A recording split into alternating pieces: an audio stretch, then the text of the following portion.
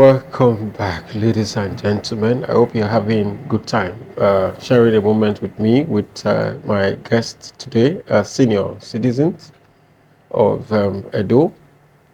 I have introduced him as an all-rounder, if you ask me. He's been in the civil service. He's been across almost in all industry, but right now we will be zeroing in on his foray into politics and then what he thinks about the politics of today. Welcome, sir. Thank you. You got into politics, by the best of my knowledge, sometime around 1998, so thereabout. And then you were at some point in 2020. 2006. You were a governorship aspirant. Yes. You were to run that race with the likes of Professor Osunbor Osunbor. and then Ugbesia. Okay. Senator Ugbesia. Okay. Yes. You eventually had to queue behind the Prof. Yes. Okay. And then the Prof lost the election, lost the that seat to Adams or Shomole. Shomole, yes. Now, this is many years down the road.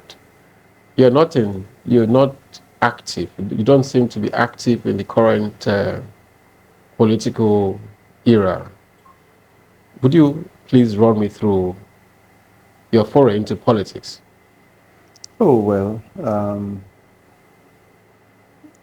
when the government of the day at the time decided to do independent candidacy for elections. We formed groups around our friends at the time, and then that metamorphosed into the NRC days when we had a little to the left and a little to the right.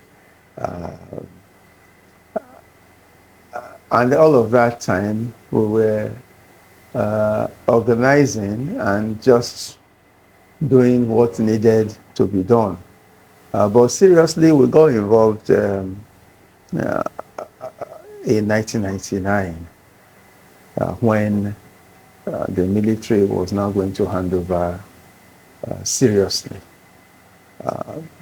At the time, though, many people did not believe that the military will hand over.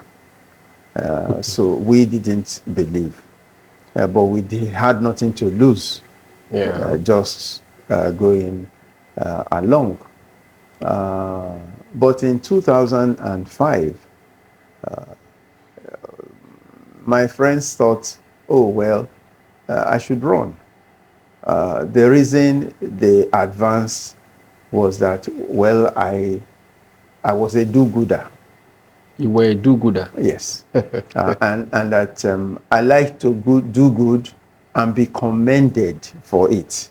And that they felt that if I became governor of Edo State, considering the dissatisfaction at that time, that I would do very well. For the sole reason that they believed that I like to be commended. Okay. So when you said you like to do good, it just reminded me of a line by Honorable Segios Ogo when he was here. He said, "I like to do good to humanity." I remember that quote. Yeah. I like to do good to humanity. Yes, I believe, and rightly so, that there is enough resources for everybody on earth to live a good and worthwhile life. I believe in a system that does good for a greater number of people all the time. Call me socialist, call me anything, it doesn't bother me.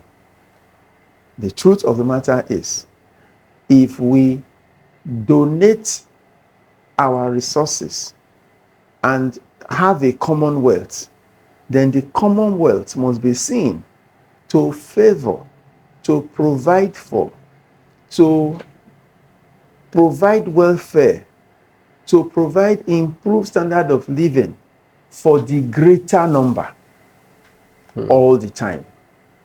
The operative phrase is greater number all the time. And so those were my motivations for going into politics. I had the opportunity to canvass my views during the, unfortunately, that was also the time when, godfatherism held sway and was at its height in Edo State politics. So it was even because my brother-in-law was the president at the time. That is why I was even able to come out. Olusegun Obasanjo. Okay. That was even why I was able to come out to say I want to run. When you talk about godfatherism, you want to put a name to that in... of course, sir, you were talking about the late stage. The thing about it is that experience has taught me that in Nigerian politics, you have to have leaders, not godfathers. Leaders, not godfathers. Leaders are people who are close to the grassroots, who organize these associations of people, who try to sell an ideology to them, and inadvertently at elections sell the candidate that they believe. And these leaders end up paying school fees for the children of these their followers. They even repair motorcycles and bicycles, give them money for fertilizer and for farming tools, bail their wives out of hospital when they give birth, and all of that. And so the citizenry are indirectly indebted to these leaders, and because of the economic power and influence that they wield, they are able to direct their followers as to where to vote. That in itself is healthy because it leaves the voter with a choice. It is different from godfatherism. Godfatherism allows an individual or a cabal to impose their will on the greater number of people. And so at the time we ran, that was the situation of politics at that time. And you will find that in the PDP at the time, we were only 4 people that could run because it had been decided that only Professor Osunbor and Senator Odio could run. And it was also decided that one would be a governor and the other would be a senator, which meant that the rest of the 3 point something million people in the state were just going to become spectators. The only other people that dared to join that equation was Julius Ihonvere. Yeah. You were his campaign director at some point also? No. Oh, okay. Not Julius Ihonvere. That is Ariavere. Ariavere, that's General Ariavere. That much later. Okay, that was much Julius later, Ihonvere was the SSA to Obasanjo at the time. Yeah. So he ran because he came from the villa. Yeah. And then I ran because of your connection to the villa. So that was the situation with. No, did you say kitchen? Did I hear you? The kitchen of the villa. Julius was from the parlor or something like that. Was from the office of the villa. Yeah, then you were from the kitchen of the villa. That's very instructive. So that was the situation at that time, and of course we ran. And the night before the primaries, the party instructed me to step down. And when we got to the primaries in Ogbe Stadium in Benin, the party also instructed Senator Dion Gbesia to step down. And for so, Professor for Osunbor. Professor Osunbor. And What so stood him out? nothing. Except that at that time, he was a serving senator. I mean, that was an edge over us. Could that be playing out in today's politics? We'll come to that point. We have a serving senator right now who is also in the race. Well, we'll get there. We'll get there. The thing is that Professor Osunbor is from Edo. Same place as you. And that makes him an in-law to the president of the day. Okay. Okay. So there were two in-laws. And then he was a serving senator at the time. How long had he been in the Senate at that time? Can you recall? He had been in the Senate for 4 years. Oh, okay. So he was doing a second term. Okay, because I wanted to just oppose that with what we have right now, where we have a senator who had just been elected as a senator, also in the gubernatorial race. But that's not, we're not there yet in this conversation. Yeah. Okay, so that's how you eventually had to queue behind the prof himself. Oh well, in fact, we had to. Senator Dion Gbesia took his right hand, and I took his left hand, and we took him round the Ogbe Stadium to show our supporters that we have raised his hand. He's now I mean, that was what happened. Yeah. Yes. Well, where have you been? You know, after about 1.5 years, the current senator Adams Oshiomhole took over from by court judgment. Court tribunal court took over from the prof. Yes. And then when he was done with his 8 years, so to speak, where were you? Oh well, I was there after the elections. I belonged to Chief Tony Anene's camp, because I mean I'm his protege, politically speaking. Yeah. And at that time, Senator Osunbor had now become antagonistic to Chief Tony Anene, and they had a disagreement for whatever reasons. So we were like the legacy group of today. we were the party that did not have control over the person we made governor. So, but after that, I got a federal appointment as a board member at the National Institute for Health and Research in Benin. And I was board member there for a little over 2 years. So that was... okay. That took you off the political scene. That took me off the canvassing and all of that for a bit. And then when my tenure ended as a board member, it was time for the next elections, and I was Director General for Generali Avere for the next elections. Again, of course, you know what happened. At the next elections, what happened was there were all kinds of conspiracy theories, but the bottom line of these conspiracy theories was that PDP lost, and Adams Oshiomhole had another 4 years for his second term. After that, I went back to local politics, and then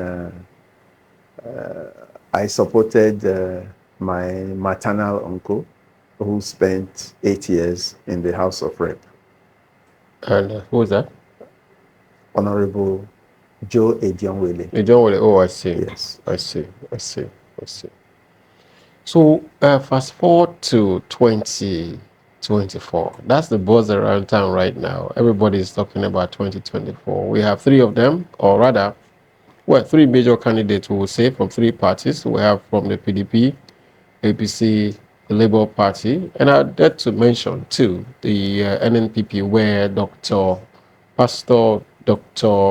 Azena Azeme is the flag bearer. And for the PDP, we have Dr. Barrister Aswe.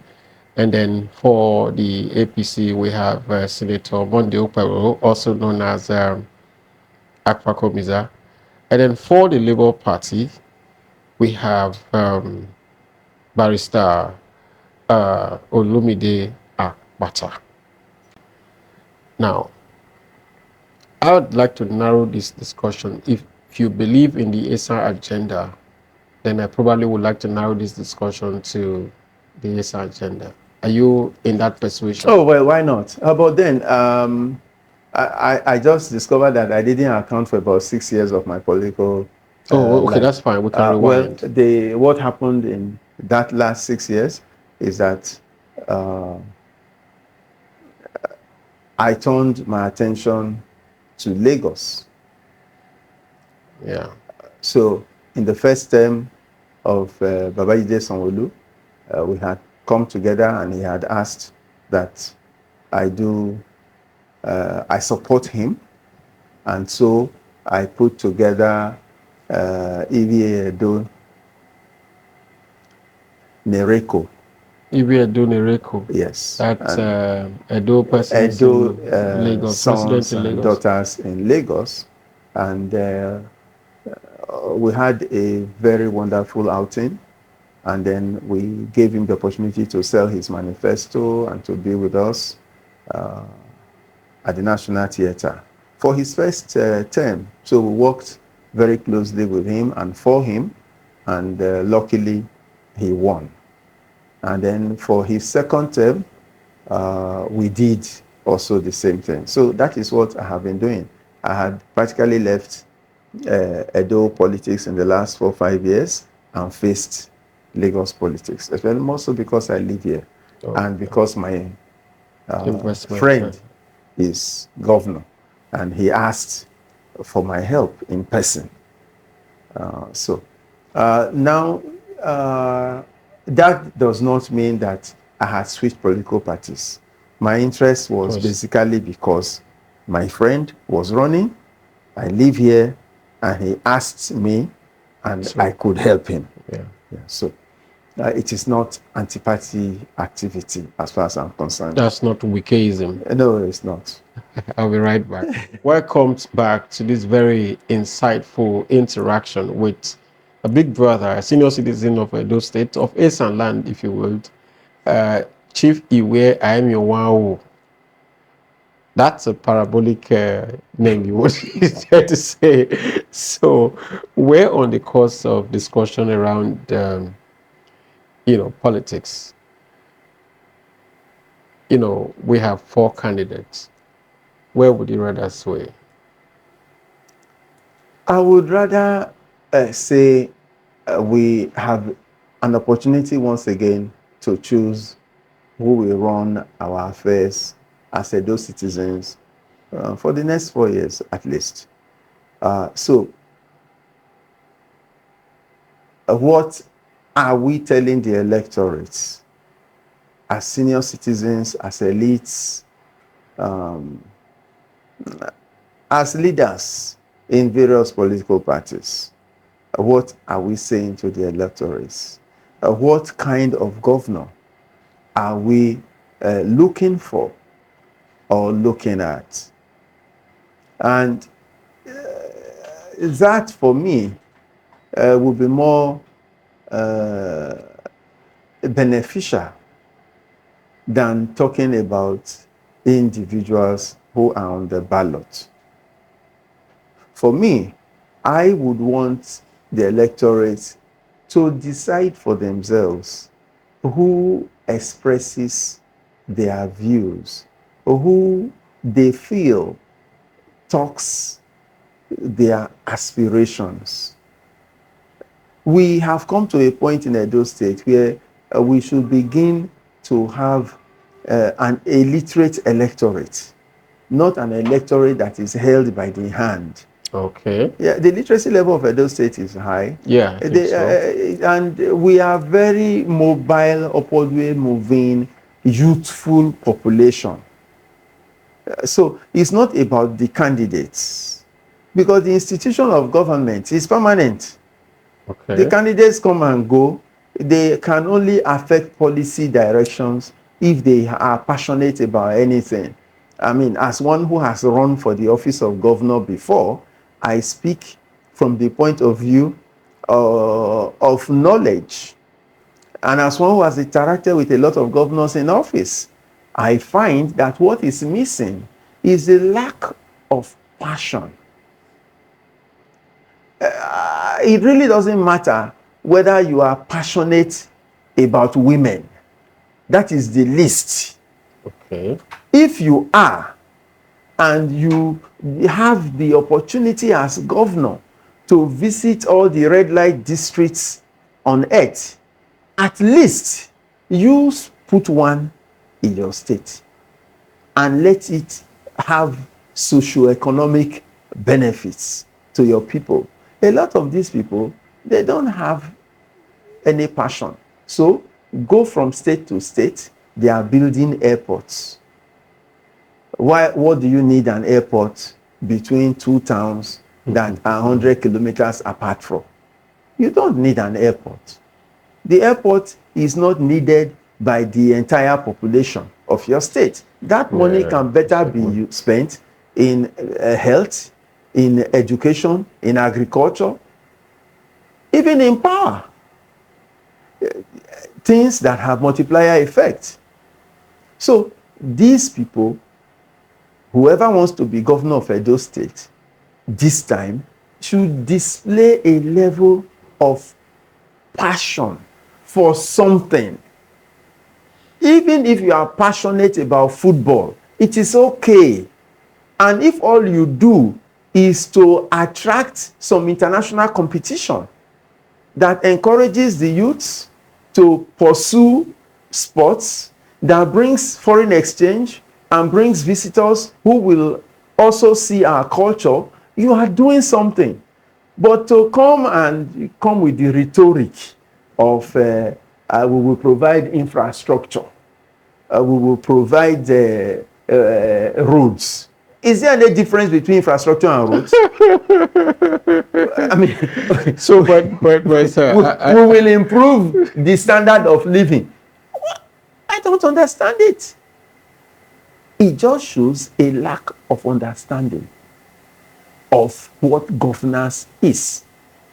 When you hear people talking about we will provide infrastructure, what is government for if it is not to provide infrastructure? But so far, from the candidates we have, what looks like it for you? What looks like it for me is that an Edo person should win. An Edo person should win. But of course, an Isha man should win. Isha man should win. Yes. That's what looks like. An Isha man with an Edo view. Oh, an Isha man with an Edo view. Yes, we don't want an Isha man that is a local Isha man. But we have two of them in Esan land right now. Yes. There are more than two. By the way, did you say Isha or Esan? Esan. Esan, good. Yes. I wanted to get that right. There are more than two candidates in Esan. Oh, well. You are not considering the other candidates from the other parties because they appear small. Well, I apologize for that. Yeah, they are more. I apologize. The little David was some insignificant significant number of the family when he killed Goliath and eventually he got there. So I would apologize for that. You know, naturally we want to, from the empirical, we want to visit our attention on more on, you know, those big ones, you know. So you are one of those that are assuming that people are going to vote according to party lines. Now listen, if people vote according to party lines, then APC has a good chance. If PDP people vote for PDP, APC people vote for APC, then the undecided is now shared between the better candidate of both of them and the Labour candidate. Now, if you look at all the elections since 1999, the difference between the winning and the losing party has always been between 35,000 and 53,000 in Edo State. In Edo State. The highest margin was at the last elections because there was a lot of sentiment and emotion about Governor Obaseki and his maltreatment and oppression. And so a lot of people who normally don't vote came out to vote. Yet, he defeated the APC candidate with 50-something thousand votes. But by the way, sir, do you think that, how would you rate the Obaseki government, say on a scale of 1 to 10? How would you want to rate his government? Well, in all honesty, before 2 months ago or so, when I had the opportunity of sitting with him, the way I'm sitting with you now, I would have rated him 4/10. Wow. But having sat with him and having listened to him, I will rate him 8/10. Wow, that's very charitable. Because he was able to convince me that he had done a lot for health, including putting about 2,000 or 20,000 people on the national health insurance schemes. I think a lot of the pensioners are now on NHS. The biggest problem an old person can have is medical care. Medical care. He was able to convince me that the multiplier effect of the 3 refineries that he attracted to Edo in the next 5 years is going to be enormous, and I agree with him.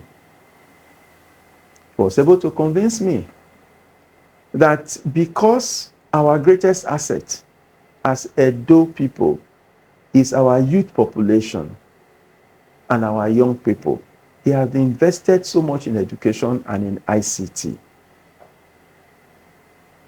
And so, for these and many more, I changed my opinion about him because he could convince me with visible evidence. Do you think that will work for, will count for him in the next election, will count for his party? The elections are coming at a very odd time. It's coming very close to the rainy season.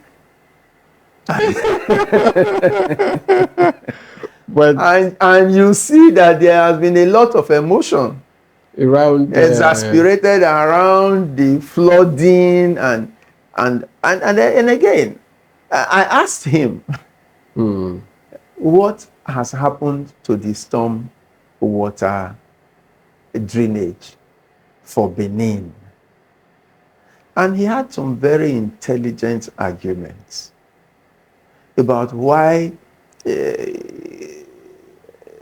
the flooding was not as much a problem as it is orchestrated. And then considering the resources that were available, why it was necessary to manage rather than to end it.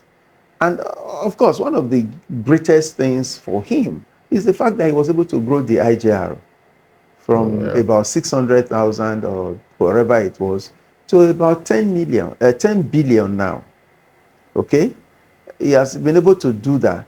And the beauty of that is that the funds are collected by the civil servants. Wow. He's not using a consultant. It's the civil servants themselves that have grown the IGRO. They are the ones collecting the funds. And so I think, for me, what he did not have is a good information management system. Wow. He did not have a good way of carrying the people along. Because if the people are aware of all of these things that I have said now, and they are able to translate it to personal benefit, then of course, all of the talk that is going around about MOU or no MOU will not be there. Will not be there. Okay. Whether it will work in the elections or not, you do know it's a different ballgame another entirely. matter. Yeah. I know that traditionally we vote for our political party, irrespective of who the candidate is. So you're a stickler to political party supremacy over your own. That is what the Constitution says. So, but what would you say is the greatest strength of the candidate of the APC? Look, between the APC and PDP in Edo State, the PDP can only defeat APC with a very small margin. Like I have said, the PDP appears to have a better candidate. That better candidate can only bring undecided voters. Okay, not voters. It will not bring party members. No. We don't vote like that. Look, whether I like Aswe Igodalo or not, and of course I like him as a person because I know him in Lagos. Yeah. As one of the best solicitors in Lagos. And when I needed help for my own business, and I needed to have a grade A solicitor backing my project, I went to him. Okay, so I know him. Did he come true for you? Oh, of course he did. I mean, he did not. On account of the fact that you were his brother or you were a kinsman, or on just on personal level? I think, I don't know why. Okay. I don't know why he did it, because we didn't have much interaction. I just said, oh, I need this done and done. He said, no problem. It's okay, just wait. And then he called somebody and said, look, do what he says he wants. Whether he did it because I'm a kinsman, or he did it because your connection in Lagos. I'm an island big boy. So you are an island big boy. Lagos island big boy. I'm a Lagos island big boy. So, but whatever it is, even amongst Lagos island big boys, brothers are still brothers. Absolutely. Yes. For him, I wish him well. I believe that he has been in government in Edo State for the last 16 years or so as an advisor. Would that count for him, or? Yes, at least it shows that there will be room for continuity. But for Upper Komiza, the Senator Upper Komiza, yes. Senator Monday Okpebholo, I beg your pardon. Yes.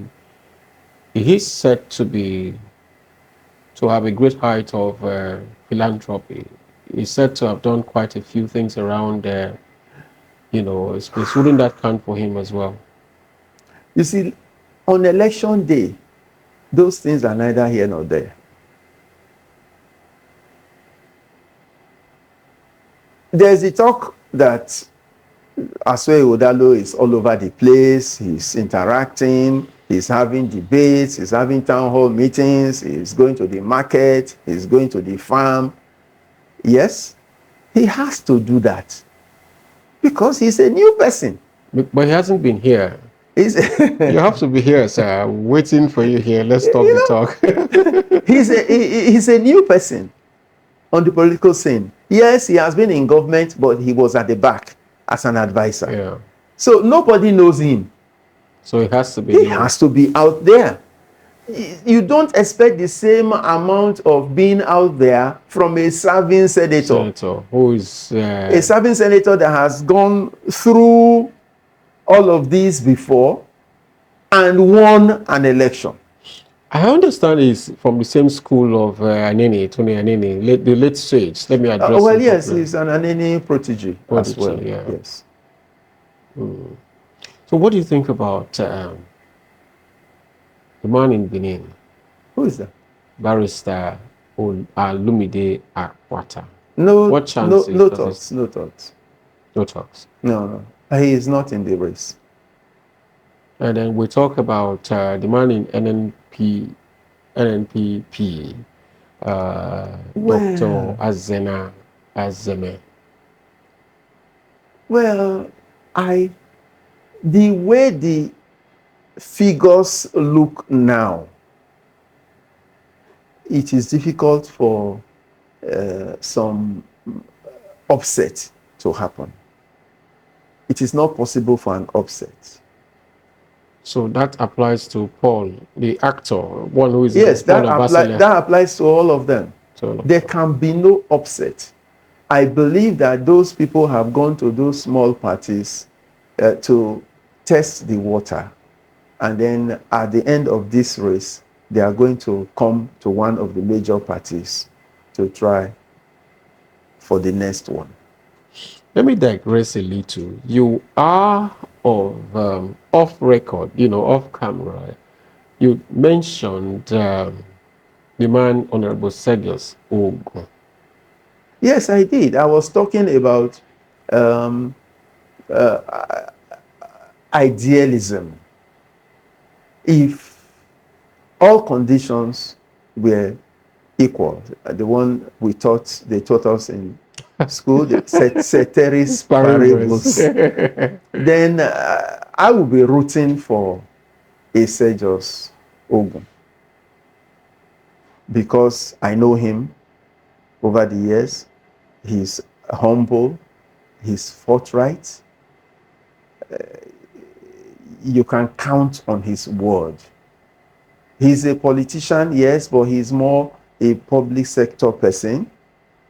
And I have had a personal interaction with him that, you know, that has built an image of him in my heart that cannot be broken. No matter what you say about him now, whether it is true or false, because of that singular thing, go together in molding a good leader. Passion and principle go together in molding a good leader. And words on marble. If he could, or whenever he decides to come on the ballot, he is one of those people that I believe can move people forward because he has the heart of the people. He has the heart of his people. And then he also does not speak integrity. He is the personification of integrity himself. I say this because of the interaction I had with him. And because I know him, I have known him for many years. You know, I knew him as a rookie, as a neophyte, when he came to try to contest the elections. And I have known him through his tenure in the House of Rep. Wow.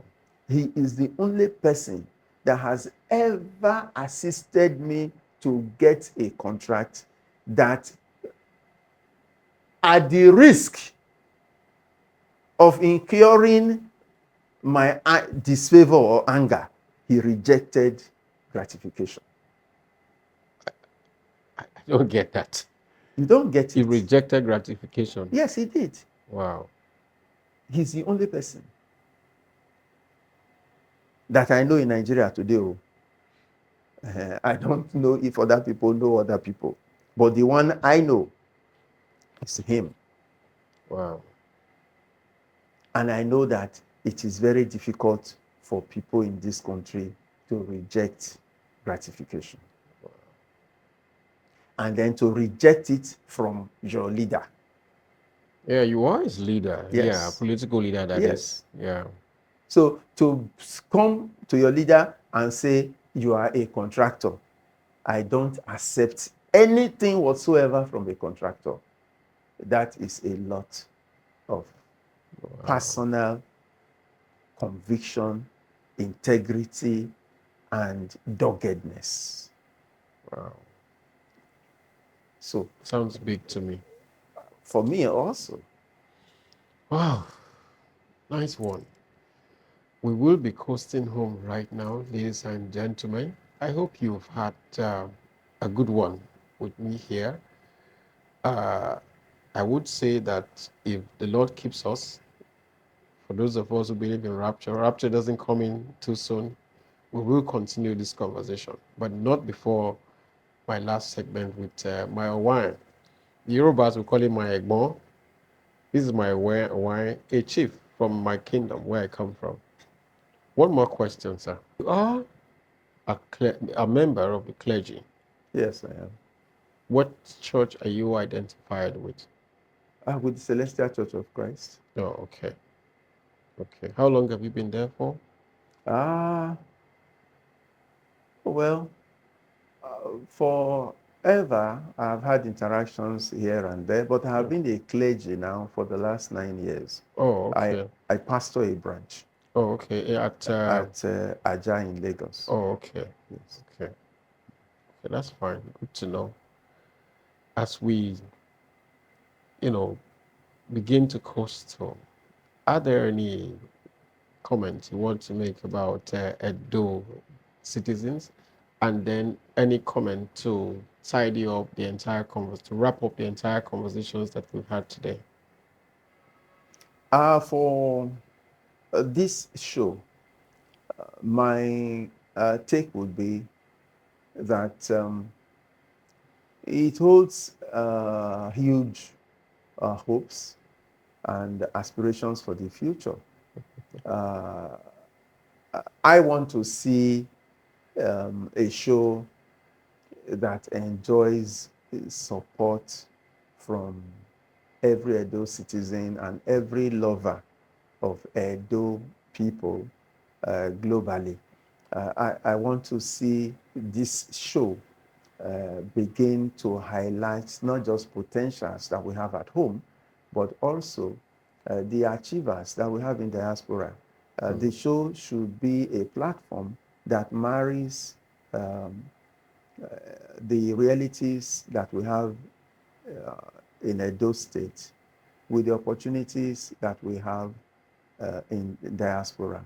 A lot of what Edo State has in terms of human and material capital is actually outside Edo State and outside Nigeria. And I think it is your duty on this show to begin to marry these things.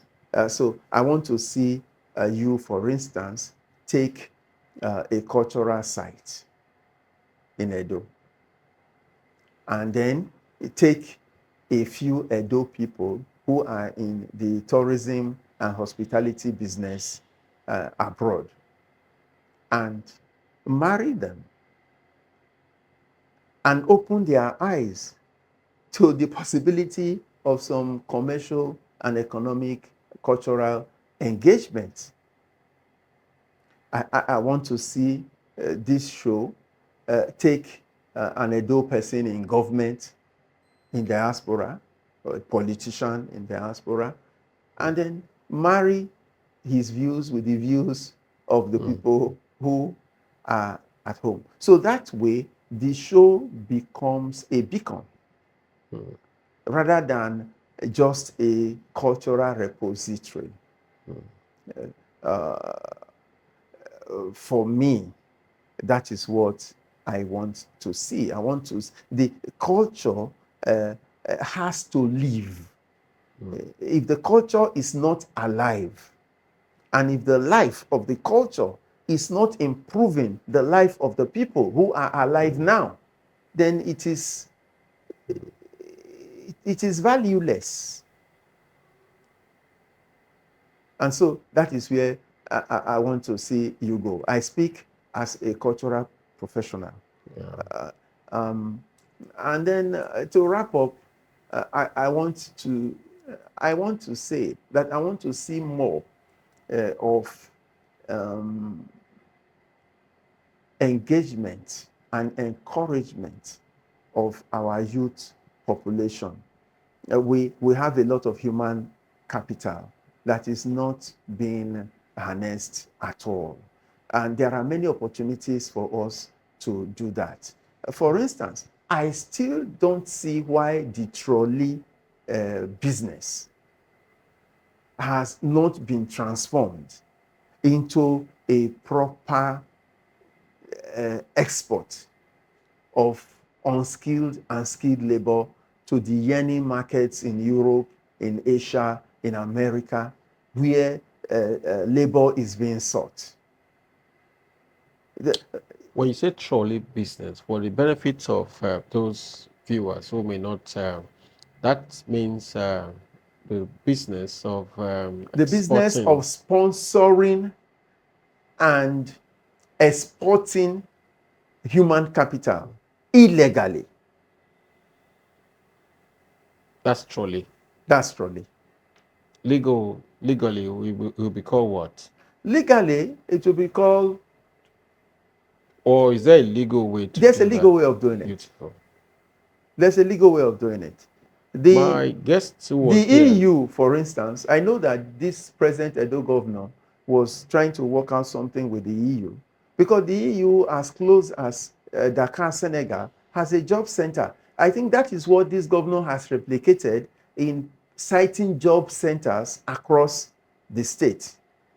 That's Governor Obaseki. But the job centers that he has cited are developing local skills at home. The job centers we need are job centers that train our young people, especially young graduates, in skills and certify them with international certification like City and GIDS and all of that, so that they can go abroad and work.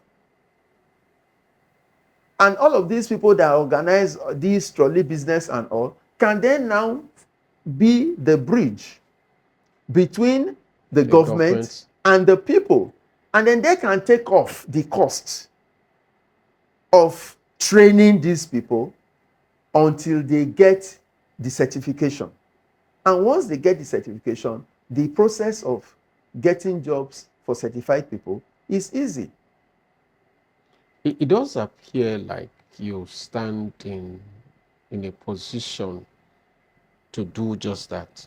Yes. You have been exposed, you have that international exposure, and then you've been in that space. In that space. Is this something you have you had to talk to the government about this? I've not had to talk to the government about it, but I have been talking to the EU. I have been pushing that the EU, instead of complaining that a lot of Edo people are the percentage of Edo people that cross the Sahara and possibly die in boats that are capsized is the highest on the on the West African sub-region, that they should come and cite a job center here in Nigeria that will facilitate legal immigration. How easy is it for them to do that, to embark on that without the collaboration of, say, a state government or the government? That is what the state government needs to do. If it was easy for an individual to do it, I would have long done it. Is it possible? Could I be requesting that, of course, this government is running off? Is this something that you would need to make a presentation about to the next government? Yeah. Yes. I mean, we need to do a lot of engagements. Looks like a good place to seem to be like there's so much to talk about, but we can't be here forever. I will come again. Oh, beautiful. Another time. I appreciate this from the bottom of my heart. Thank you so much, sir. I have been talking with a big brother. I hope you've enjoyed this episode. As I would always say, if the Lord keeps us, we will be here again for yet another exciting and insightful episode. Thank you for being here.